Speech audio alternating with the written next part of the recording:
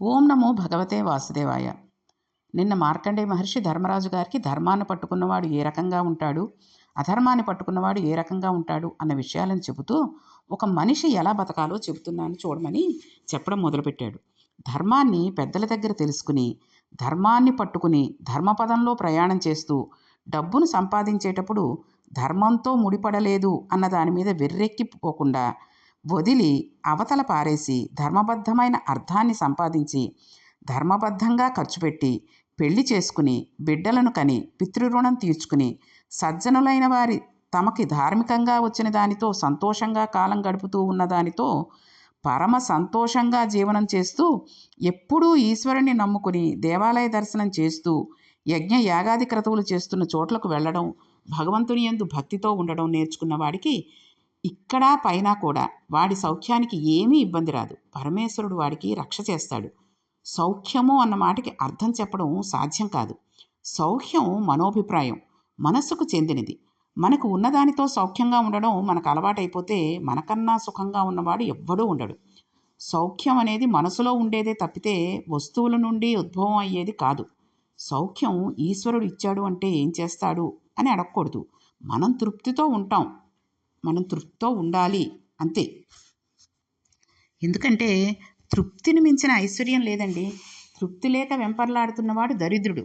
ఆకలి వేస్తే తినడానికి అన్నం లేనివాడు, అన్నం ఉన్నా ఆకలి వేస్తే తినడానికి సమయం లేనివాడు ఇద్దరూ దరిద్రులే. అర్థమైందండి? ఇప్పుడు ఆకలి వేస్తోంది, కడుబీదవాడు, ఏమీ లేనివాడు, తినడానికి అన్నం లేదు, వాడు దరిద్రుడు.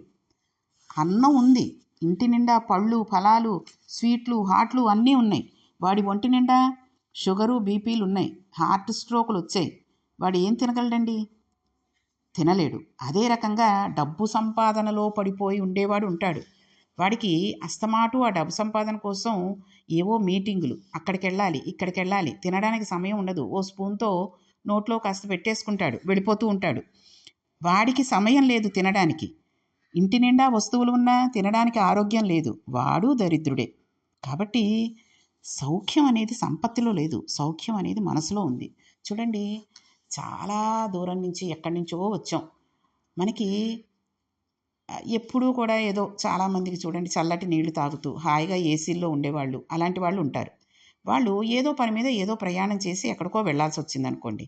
అలా వెళ్ళిన వాళ్ళు ఏసీ కారులు లేక ఒక పల్లెటూరులో కాలిబాట వెంట నడుచుకుంటూనో లేదా ఏ చూడండి బండి, ఎడ్ల బండి మీదో దేని మీదో వెళ్ళి కాస్త కష్టపడి కొంత దూరం నడిచి వెళ్ళి ఒక అరుగు మీద కూర్చుని మామిడి చెట్టు కిందో లేకపోతే వేప చెట్టు కిందో చక్కగా కూర్చుని ఆ గాలికే సంతోషపడిపోయి ఆ ఇంటి వాళ్ళు ఇచ్చిన కాసిని కుండలో నీళ్లతోటే సంతృప్తి పడిపోతే ఆ మనస్సు సౌఖ్యంగా ఉంది అనే చెప్పచ్చు.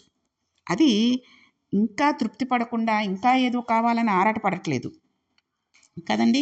కాబట్టి మన మనస్సు తృప్తి పడడం అనేది మనల్ని బట్టే ఉంటుంది, అంతేగాని తృప్తిని మించిన ఐశ్వర్యం లేదు. కాబట్టి అందుకనే సౌఖ్యం సంపత్తిలో లేదు, సౌఖ్యం మనసులోనే ఉంటుంది. మనకున్న బట్టను బట్టి, మనకున్న వస్తువును బట్టి, మన ఇంట్లో ఉన్న అవసరాలను బట్టి, అంటే మనకు ఉపయోగించుకోవడానికి కావాల్సినవి మనకి సరిపడేనన్ని, అంటే ఒక మంచం ఉందనుకోండి, చక్కగా భార్య భర్త ఇద్దరు పిల్లలు పడుకోవడానికి వీలుగా ఉండే మంచం సౌఖ్యం ఉంటే చాలు. అంతేగాని ఎవరో ఎక్కడో పెద్దది టేకుతో చేయించుకున్న మంచం ఉంది, ఎంత బాగుందో, అలాంటిది మనకు లేదే అని ఏడుస్తూ కూర్చుంటే మనకంటే మంచాలు లేకుండా కటిక నేల మీద పడుకునే వాళ్ళు ఎంతమంది ఉన్నారు కదండి. వాళ్ళని ఊహించుకుని వాళ్ళకంటే మనం హాయిగా ఉన్నాం చాలు, భగవంతుడు మనకి ఇచ్చాడు అన్న సంతోషాన్ని పొందగలగడమే మనకు ఐశ్వర్యం. కాబట్టి ధర్మరాజా, ధర్మాన్ని పట్టుకున్నవాడు సౌఖ్యాన్ని పొందుతాడు, వాడికి భయం ఉండదు. ధర్మాన్ని విడిచిపెట్టేస్తే ఎన్ని వస్తున్నా కడుపులో బెంగగానే ఉంటుంది. కాబట్టి ధర్మరాజా, చేసిన కర్మ ఏమవుతుంది అని అడగవద్దు. చేసిన కర్మ ఇక్కడా సుఖపెడుతుంది, అక్కడా సుఖపెడుతుంది. చేసిన కర్మ ఎక్కడికి పోదు, అందులో ఉండే పాపపుణ్యాలే మనిషిని కాపాడతాయి. పాపం చేయకుండా ఉండడానికి, పుణ్యం చేయడానికి అవకాశం మనస్సు కల్పించడానికి రెండు మార్గాలు ఉంటాయి.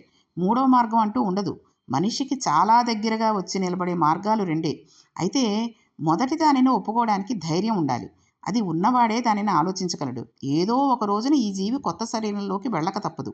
ఉత్తర జన్మలో సుఖం అనుభవించాలి అంటే ఈ జన్మలో ఎంతో కొంత పుణ్యం చేసుకోవాలి. కాబట్టి జీవుడి కోసం తెగించి పుణ్యం చేయడం మొదలుపెట్టాలి అంటే ముందుగా తన శరీరం అశాశ్వత తత్వాన్ని విచారణ చేస్తూ ఉండాలి.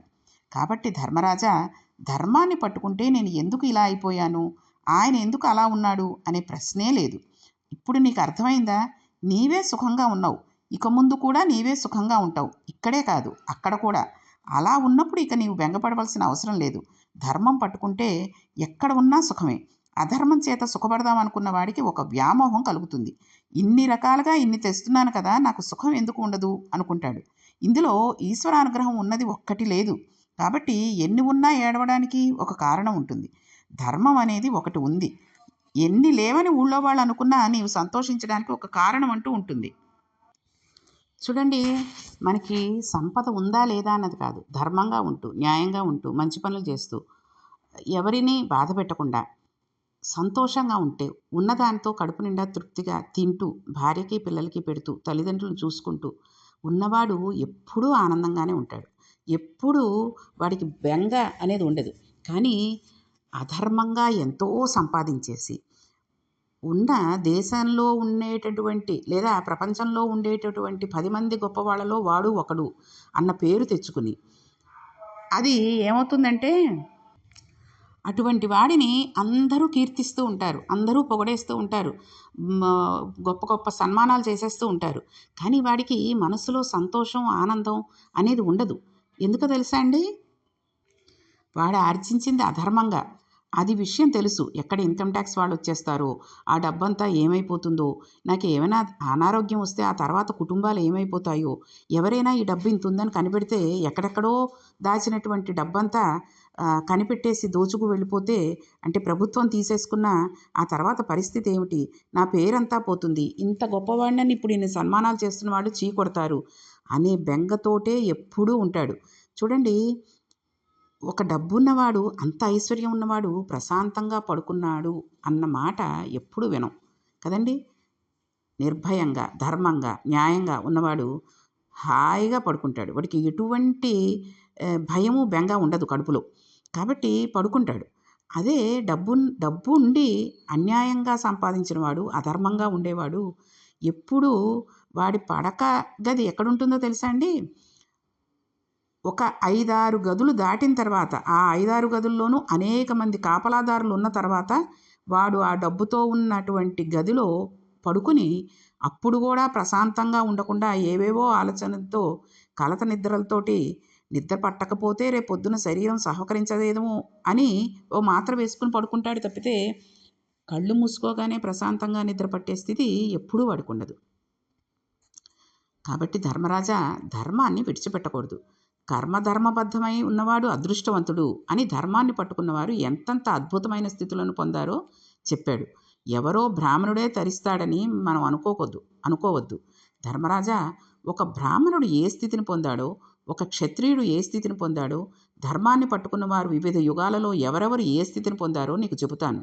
అదే కాకుండా ప్రళయం ఎలా ఉంటుందో కూడా నీకు చెబుతాను, వినవలసింది అని మార్కండేయ మహర్షి మళ్ళీ చెప్పడం మొదలుపెట్టారు. కాబట్టి ఇవి మనం శ్రద్ధగా విందాం. పూర్వం హైహయ వంశంలో దుందుమారుడు అనబడే రాజకుమారుడు ఉండేవాడు. అతను ఒకనాడు వేట కోసమని అరణ్యానికి వెళ్ళాడు.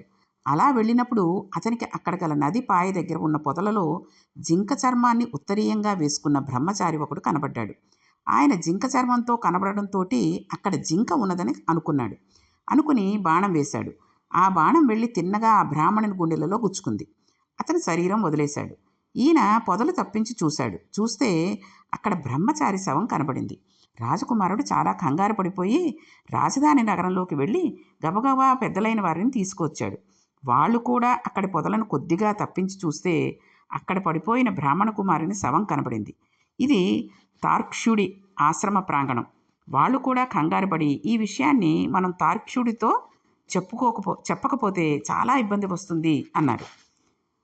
ఆ తార్క్ష్యుడు చాలా మహానుభావుడు, గొప్ప మహర్షి.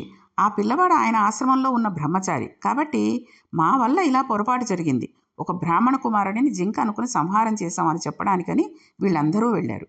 వెడితే మహర్షి వాళ్ళని చూసి ఎందుకు వచ్చారు అని అడిగారు. మేము మీతో ఒక ముఖ్యమైన విషయం చెప్పాలి, అందుకోసమని వచ్చాం అన్నారు వాళ్ళు. ఆయన వెంటనే తన దగ్గర ఉన్న కొంతమంది అనుచరగణాలను పిలిచి, మీరు వీరికి స్వాగతం చెప్పి అతిథి మర్యాద చెయ్యండి, నేను వచ్చి మాట్లాడతాను అన్నాడు.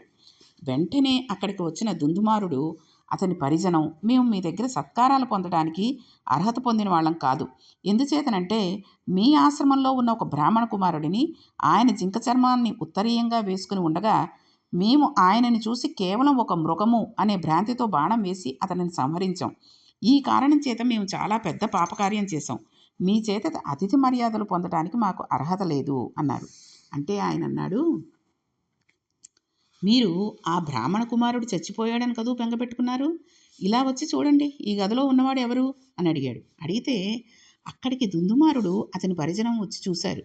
చూస్తే ఏ మునికుమారుడు వాళ్ళు చంపేశారో ఆ మునికుమారుడే ఆశ్రమంలో పని చేసుకుంటున్నాడు. వాళ్ళు తెల్లబోయారు. మేము అతన్ని చంపేశాం కదా, పడి ఉండగా అతని శవాన్ని కూడా చూసాం, ఆ పిల్లవాడు బతికి ఇక్కడ ఎలా ఉన్నాడు అని అడిగాడు. అప్పుడు తార్క్ష్యుడు చెప్పిన మాట, మేము కాలాన్ని అనుసరించడంలో ఎప్పుడూ పొరపాటు పడం అన్నారు. ఇక్కడ బ్రాహ్మణుడు తన జీవితంలో రోజును ఎలా గడపవలసి ఉంటుందో ఒకసారి మనం పరిశీలిద్దాం. అంటే దీన్ని బట్టి ఈ ఈ పిల్లవాడు ఎందుకు మునిబాలుడు బతకగలిగాడు, మళ్ళీ ఇక్కడ ఎందుకున్నాడు అనే విషయాన్ని కూడా మనం కొంచెం అవగాహన చేసుకోవడానికి అవకాశం ఉంటుంది. కాబట్టి ఒక బ్రాహ్మణుడి జీవితం అంటే జీవితంలో రోజు అనేది ఎలా గడుస్తుంది అనేది మనం తెలుసుకుందాం. త్రికాల సంధ్యావందనం చేసేటప్పుడు ఆ సంధ్యావందనానికి ఖచ్చితంగా వేళ పాటించాల్సిందే. సూర్యోదయాత్ పూర్వం అర్ఘ్యం విడిచిపెట్టేసేయాలి. బ్రాహ్మణుడు బ్రహ్మ ముహూర్తానికి ముందర నిద్ర లేవాలి. నిద్ర లేస్తూనే గురువుగారికి నమస్కారం చేయాలి. భూమి కాలు పెట్టేటప్పుడు భూదేవిని ప్రార్థించాలి. తర్వాత దంతతావనం చేసేటప్పుడు భగవన్నామం స్తోత్రం చేయాలి. ప్రాణాయామాలు వంటివి చేయాలి. ఆ తర్వాత కాలకృత్యాలను సశాస్త్రీయంగా తీర్చుకోవాలి. తీర్చుకుని ఏ దిక్కుకు తిరిగి ఎలా కాలకృత్యాలను నిర్వర్తించాలో అలా నిర్వర్తించాలి. తర్వాత సంకల్ప సహితంగా సూక్త పఠనం చేస్తూ స్నానం చేయాలి. ఆ తర్వాత సంధ్యావందనం చేయాలి. సంధ్యావందనం కార్యం అయిపోయిన తర్వాత అగ్నిహోత్రం చేయాలి. అగ్నిహోత్రం అయిపోయిన తర్వాత ఈశ్వరుని సింహాసనానికి అర్చన చేయాలి. ఇవన్నీ పూర్తయ్యేసరికి మధ్యాహ్నం అవుతుంది. వెంటనే మాధ్యాహ్నిక సంధ్యకు కూర్చోవాలి. మాధ్యాహ్నిక సంధ్యావందనం చేసి మళ్ళా సహస్ర గాయత్రి చెయ్యాలి. ఆ తర్వాత ఏం చేయాలి? రుచి కోరుకోకుండా భోజనం చేయాలి. అంటే ఇవాళ ఇది చేసుకుందాం, అది చేసుకుందాం, ఈ పుల్లగా ఉండేటట్టు చెయ్యి, ఉప్పుగా ఉండేటట్టు చెయ్యి అనేది చెప్పకుండా, కోరుకోకుండా భోజనం చేయాలి. భోజనం అయిన తర్వాత కొద్దిసేపు విశ్రాంతి తీసుకోవాలి. విశ్రాంతి అయిపోగానే మళ్ళీ సాయంకాలం సంధ్యావందనం చేయాలి. సాయంకాల సంధ్యావందనం అయిపోగానే అనుష్ఠానం ఉంటుంది. ఆ తదనంతరం పురాణేతహిసాలను పఠించాల్సి ఉంటుంది. తాను బ్రాహ్మణుని కనుక 10 మందికి ఉపకారం చేయడానికి తాను చదువుకున్న శాస్త్రాన్ని అవతల వాళ్ళకి ప్రబోధనం చేయాలి. ఇన్ని చేసి అప్పుడు రాత్రి పడిపోయే ముందు భగవంతుణ్ణి స్మరించి కొద్దిగా ఉపాహారం తీసుకుని నిద్రపోవాలి. ఈ కార్యక్రమం నైమిత్తిక తిథి పితృకార్యం ఇటువంటివి లేకపోతే ఉండే కాల విశేషం. బ్రాహ్మణుని జీవితానికి సూర్యోదయ సూర్యాస్తమయాలకి ఎంతో దగ్గర సంబంధం ఉంటుంది. అంటే నైమిత్తిక తిథి పితృకార్యాలు అంటే పితృకార్యాలు చేసే రోజును కానీ, లేకపోతే కొన్ని తిథులలో అంటే ఏకాదశి అటువంటి తిథులలో ఉపవాసం ఉండేటప్పుడు కానీ, ఈ ఆహారం పుచ్చుకోవడం విషయంలో కానీ, లేదా సంధ్యావందనాలు చేసే సమయాల్లో కొన్నిట్లలో కొంత మార్పులు వస్తూ ఉంటాయి తప్పితే ప్రతిరోజు మనం ఈ ఒక బ్రాహ్మణుడు ఈ పనులన్నీ కూడా తప్పకుండా చేయాల్సిందే. అందుకనే బ్రాహ్మణుని జీవితానికి సూర్యోదయానికి సూర్యాస్తమయానికి ఎంతో దగ్గర సంబంధం ఉంటుంది. సూర్యుడు పొద్దు పెడుతున్న కొద్దీ ఆయన కూడా దానితో పాటే కాలాన్ని అనుసరించి క్రియాకలాపం చేస్తూ ఉండాలి. కాబట్టి మహర్షి అదే చెబుతున్నాడు. ఎప్పుడూ కూడా ఈ వేళ ఆలస్యమైందన్నమాట మా ఆశ్రమంలో ఉండదు. ఖచ్చితంగా ఈ సమయానికి ఇలా చేసేస్తాం. ఈ కాలానికి ఏది చెయ్యాలో అలా చేసేస్తూ ఉంటాం. అంతే తప్పితే ఈ కాలానికి చేయవలసిన పనిని విస్మరించి నేను ఇప్పుడు చేయలేదు కాబట్టి దానిని విడిచిపెట్టేయడము, ప్రాయశ్చిత్తంతో చేయడము అలవాటు చేసుకున్న వాళ్ళం కాదు. అంటే చూడండి, సామాన్యంగా మన సామాన్యమైన జీవులం మనుష్యులం చేస్తూ ఉంటాం. ఇవాళ ఎక్కడికైనా వెళ్ళాలనుకోండి, బ్యాంకుకి వెళ్ళి ఓ పని చేసుకురావాలి. రేపు బజార్లోకి వెళ్ళి ఏదో పని చేసుకోవాలి. అది ఏ రోజు చేయాల్సిన పని ఆ రోజు చేయకుండా మనం ఒక్కొక్కసారి ఏం చేస్తూ ఉంటామండి, ఎలాగూ బయటకు వెళ్తాం కాబట్టి రేపే 2 పనులు చేసుకుని వచ్చేస్తే అయిపోతుంది కదా అని బద్దకిస్తాం. కానీ ఇక్కడ ఈ ఆశ్రమంలో అలా జరగదు. ఒక బ్రాహ్మణుడు ఎలా చెయ్యాలో సూర్యోదయానికి సూర్యాస్తమయానికి మధ్యలో సూర్యుడితో పాటు ఏ రకంగా పరిగెడుతూ చేస్తాడో అలాగే చేస్తూ ఉంటారు తప్పితే ఏ కాలానికి ఏది చేయాలో దానిని విస్మరించి ఇప్పుడు చేయలేదు కాబట్టి దానికి ప్రాయశ్చిత్తంగా భగవంతుడికి ఇంకాస్త పూజ చేసేసి ఆ పనిని రేపు చేద్దాం అని అలవాటు చేసుకున్న వాళ్ళం కాదు. ఎప్పుడూ కాలానికి అనుగుణంగా వైదిక కర్మను చేస్తూనే ఉంటాం. మేము ఆహారాన్ని శరీరం నిలబెట్టుకోవడానికి తీసుకుంటాం. దాని యందు ప్రధాన పాత్ర శౌచం. శౌచం లేని ఆహారాన్ని మేము తీసుకోం. శౌచమైన ఆహారం అంటే దానికి కొన్ని లక్షణాలు ఉండాలి. అది పరమ సాత్వికమైన ఆహారం అయి ఉండాలి. అది లోపలికి వెళ్ళిన తర్వాత మనిషి శరీరంలో రజోగుణ తమోగుణ సంబంధమైన ప్రకోపాన్ని కల్పించేది కాకూడదు. అటువంటి ఆహారం తీసుకున్న కారణం చేత మనస్సు నిశ్చలంగా నిలబడాలి. అంతే తప్పితే నిద్ర వచ్చేయడము లేదా జీర్ణ వ్యవస్థలో ఏదైనా ఇబ్బంది కలగడము అటువంటివి జరగకూడదు. కాబట్టి పరమ సాత్వికమైన ఆహారాన్ని తీసుకుంటాం. ఆ ఆహారాన్ని కూడా మితంగా తీసుకుంటాం. కడుపులో 3వ వంతుకు మాత్రమే తీసుకుని ఒక 3వ వంతు నీటితో నింపి ఒక 3వ వంతును ఖాళీగా గాలితో విడిచిపెట్టేస్తాం. ఇది ఆరోగ్యవంతుని లక్షణం. ఒక రోజుకి ఒక పగలులో ఒక్కసారి మాత్రమే ఆహారం తీసుకుంటాం. మళ్ళా సూర్యాస్తమయం అయిన తర్వాత ఒక ఫలాహారం తీసుకుంటాం. మేము ఆహారాన్ని శరీరం నిలబడడానికి తీసుకోవడమే తప్పితే నాలుకకు లొంగి కడుపు పని చెయ్యదు. కాబట్టి నాలుకకు రుచిగా ఉన్న ఆహారాన్ని మాత్రమే తీసుకోవడం అనే సమస్య మా దగ్గర ఉద్భవించదు. అంతేకాకుండా మేము దైవార్పిత ఆహారాన్ని తీసుకుంటాం. ఈశ్వరుడికి నివేదన చేసిన ప్రసాదం ఏది ఉందో అది తింటాం తప్పితే మేము తినడం కోసమని వండుకోవడం ఎప్పుడూ ఉండదు. మా కోసమని వండుకు తినం. మేము ఏది వండినా అది పరమేశ్వరుడి కోసమే. పరమేశ్వరుడికి నివేదన చేసి తత్ప్రసాదాన్ని స్వీకరిస్తాం. ఈశ్వర ప్రసాదాన్ని తీసుకుంటాం కాబట్టి దానిని పరమ మౌనంగా తీసుకుంటాం. అలా తీసుకునేటప్పుడు భగవంతుని యందు చిత్తాన్ని లగ్నం చేసి తీసుకుంటాం. కాబట్టి సాత్వికాహారం, అర్పిత ఆహారం ఈ 3 రకాల ఆహారాన్ని తీసుకుంటాం తప్పితే ఆహారాన్ని తీసుకునేటప్పుడు లోభబుద్ధితో తీసుకోం. అంటే నిన్న రాత్రి వండి మిగిలిపోయిన పదార్థాన్ని పారవేయడం ఎందుకు అనేసి తినేయడం అనేది ఉండదు. కాబట్టి మేము ఆ రకంగా తీసుకుంటాం అని చెప్పాడు. అంతే కదండి. ఇప్పుడు నూనెతో కూడినవి, నెయ్యితో కూడినవి మనం ఏదైనా పెళ్ళిళ్ళకో పేరంటాలకో శుభకార్యాలకో పెడుతున్నాం అనుకోండి, వెళ్ళినప్పుడు ఇటువంటి భోజనాలు చేస్తాం. పోనీ పలావులనే పెట్టుకోకండి. ఈ రోజుల్లో బూర్లు, బొబ్బట్లు, పులిహారలు ఇవే తిన్నాం అనుకోండి, అది దానివలన ఆ నెయ్యి నూనెల్లో తేడా వచ్చినందువల్ల మనం ఇంటికి వచ్చి చాలా ఆయాస పడిపోతూ ఉంటాం. కడుపు అంతా నిండిపోయింది, చాలా దాహం వేసేస్తోంది అంటూ ఉంటాం. అది అరగడానికి కూడా ఒక రోజు తీసేసుకుంటుంది. మధ్యాహ్నం భోజనం చేసాం అనుకోండి, మర్నాడు దాకా ఏమీ తీసుకోవడానికి పొట్ట అంగీకరించదు. అయినా మనం అందులోకి తోసేస్తూనే ఉంటాం. అటువంటి ఆహారాన్ని అసలు తీసుకోకూడదు. అది కాకుండా దైవానికి అర్పించడానికి దైవ ప్రసాదంగా తీసుకుంటాం అంటున్నారు.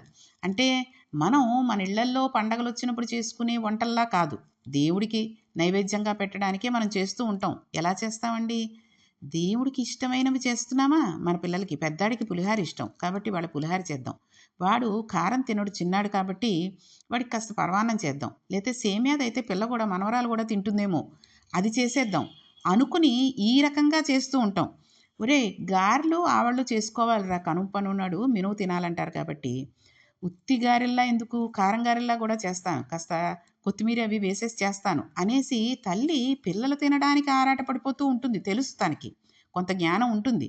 పరమేశ్వరుడికి ఏది ఇష్టమో ఏదో రకంగా కాస్త పులగం చేసి, అంటే బియ్యము పెసరపప్పు వేసి చక్కగా పులగంలా చేసి దాని మీద కాస్త నెయ్యి బెల్లం ముక్క వేసి పెడితే పరమేశ్వరుడు తృప్తి పడతాడు అన్న విషయం తెలుసు. కానీ అది తర్వాత ఎవరు ఇంట్లో తినరు, అది మిగిలిపోతుంది, మళ్ళీ పనమ్మాయికి ఇచ్చేయాలి. అదే కాకుండా ఇవన్నీ చేసి పెడితే పిల్లలు ఎంతో సంతోషంగా, అబ్బా అమ్మ ఎంత బాగా చేసావమ్మా, ఎప్పుడు వచ్చినా ఇలా చేసి పెడుతూ ఉండు అని పిల్లలు అన్నారనుకోండి, ఆ తల్లి మురిసిపోతూ ఉంటుంది కదండి.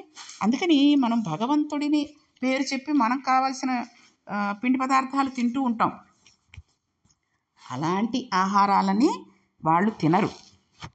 అది కాకుండా నిన్న కాస్త ఏదో కూర మిగిలిపోయింది అనుకోండి, ఫ్రిడ్జ్లో పెట్టేసుకుంటాం, అన్నాడు పొద్దున వేడి చేసుకుని తినేస్తూ ఉంటాం. అటువంటివి కూడా తినరు. అంటే లోభబుద్ధితో తీసుకోం అన్నాడు. ఇవన్నీ చెబుతూ ఆయన ఇంకా ఏమని చెప్పాడు ఈ రాజకుమారుడికి, ఆహార విషయంలో ఏ రకంగా ఉండాలి, నాలుకని ఏ రకంగా మనం రుచికి అలవాటు చేయాలి అనేటటువంటి విషయాలు చెప్తూ ఇంటికి అతిథి వస్తే వాళ్ళు ఏ రకంగా వాళ్ళని ఆ, లోపలికి రాణిస్తారు, ఏ రకంగా ఆ అతిథికి మర్యాదలు చేస్తారు అనే విషయాలు కూడా చాలా చెప్పారు. అవన్నీ ఏమిటి అనేది మనం రేపటి పారాయణంలో తెలుసుకుందాం. ఓం నమో భగవతే వాసుదేవాయ.